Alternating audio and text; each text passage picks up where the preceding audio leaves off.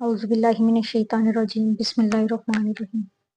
رب اشرح لی صدری ویسر لی امری واحلل عقدۃ من لسانی یفقہوا قولی۔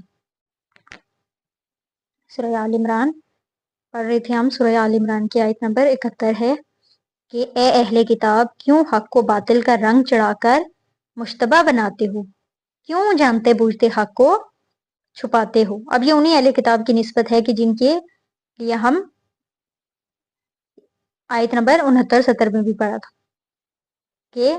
اہل کتاب میں سے ایک گروہ چاہتا ہے کسی طرح تمہیں رائے راست سے ہٹا دیں۔ یہ ان کے بارے میں کہ اہل کتاب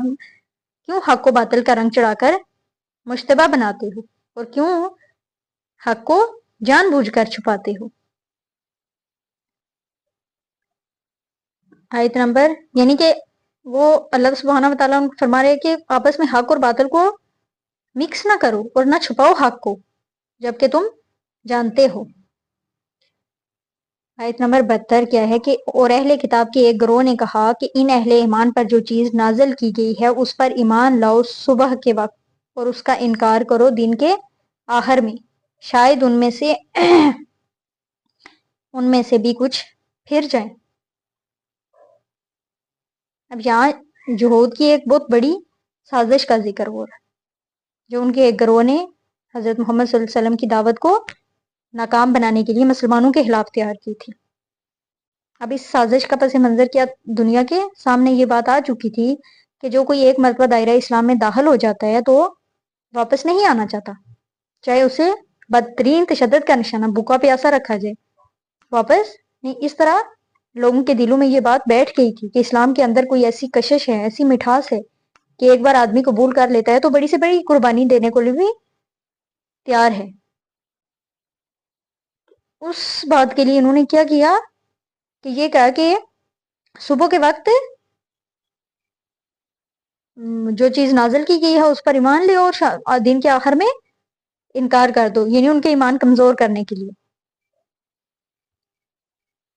آیت نمبر 73 اور دیکھو کسی کی بات نہ ماننا مگر اسی کی جو تمہارے دین کی پیروی کرے،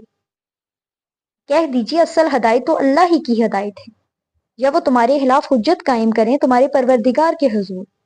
کہہ دیجیے فضل تو کل کا کل اللہ کے ہاتھ میں ہے اور وہ جس کو چاہتا ہے دیتا ہے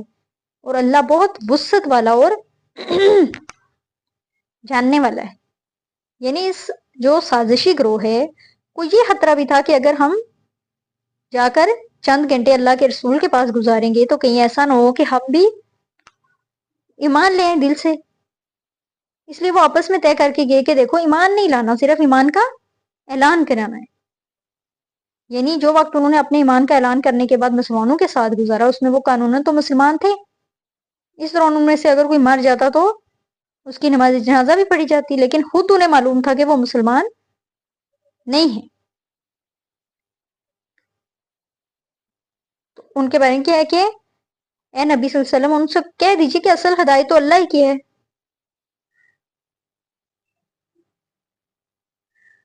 وعدہ کسی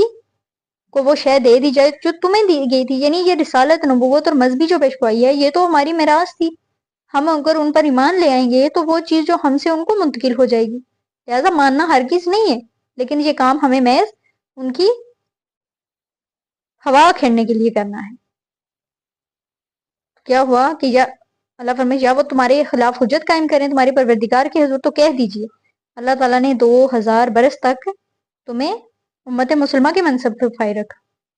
اب تم اس منصب کے نائل ثابت ہو چکے ہو، اب تمہیں اس سے معزول کر دیا گیا ہے،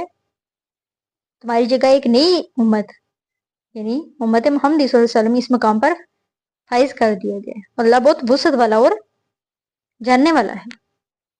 سب اللہ سے تو کچھ پوشیدہ نہیں ہے۔ آیت نمبر 74 کیا ہے کہ وہ مختص کر لیتا ہے اپنی رحمت کے لیے جس کو چاہتا ہے اور اللہ بڑے فضل کا مالک ہے، یعنی اللہ اپنی رحمت کے لیے جس کو چاہتا ہے مختص کر لیتا ہے۔ اب برے سے برے آدمی کے اندر بھی کوئی نہ کوئی اچھائی موجود ہوتی ہے،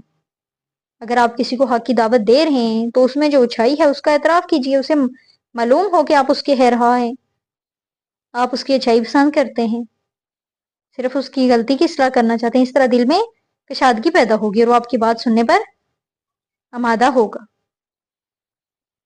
آیت نمبر 75 کیا ہے کہ اور اہل کتاب میں سے ایسے لوگ بھی ہیں، اگر تم ان کے پاس امانت رکھو رکھ دو ڈھیروں مال، تو وہ تمہیں پورا پورا واپس لوٹا دیں گے۔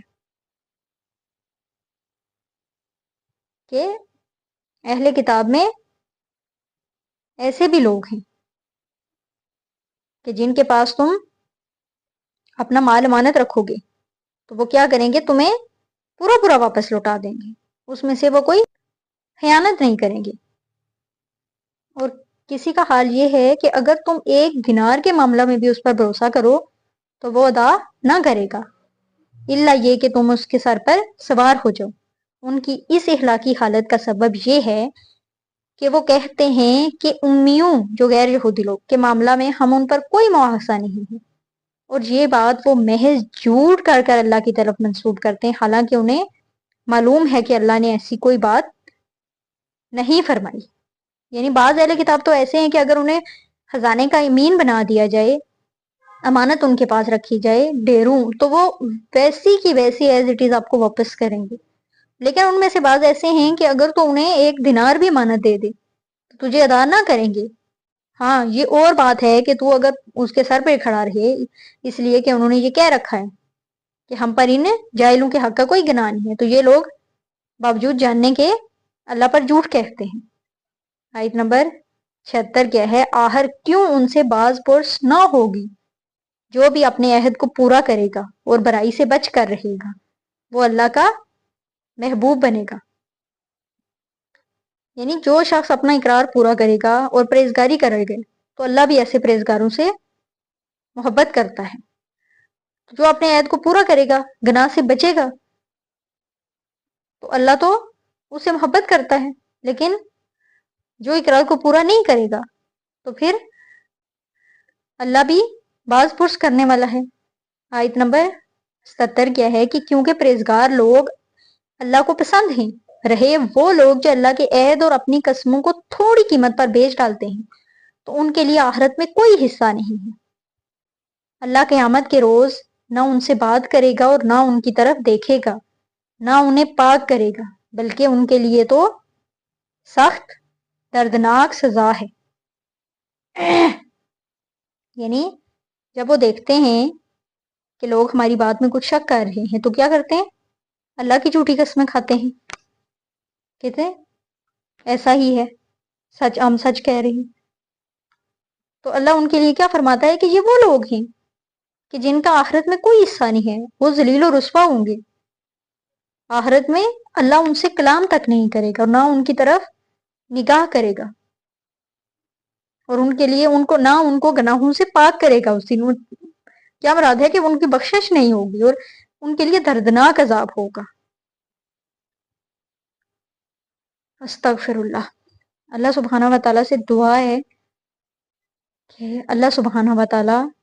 روز آخرت، اس روز جو جزا اور سزا کا دن ہے،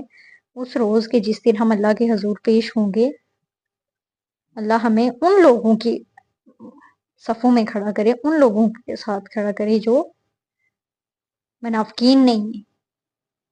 جو فاسد نہیں ہیں، جو اللہ تعالیٰ کے پیارے بندے ہیں۔ اور اللہ سے دعا ہے کہ اللہ ہمیں اس راستے پر چلنے کی توفیق عطا فرمائے، اور جو ہم پڑھتے ہیں، جو اللہ کی کتاب میں نازل ہوا ہے، اس پر عمل کرنے کی توفیق عطا فرمائے۔ وما علینا الا البلاغ المبین۔ السلام علیکم ورحمۃ اللہ وبرکاتہ۔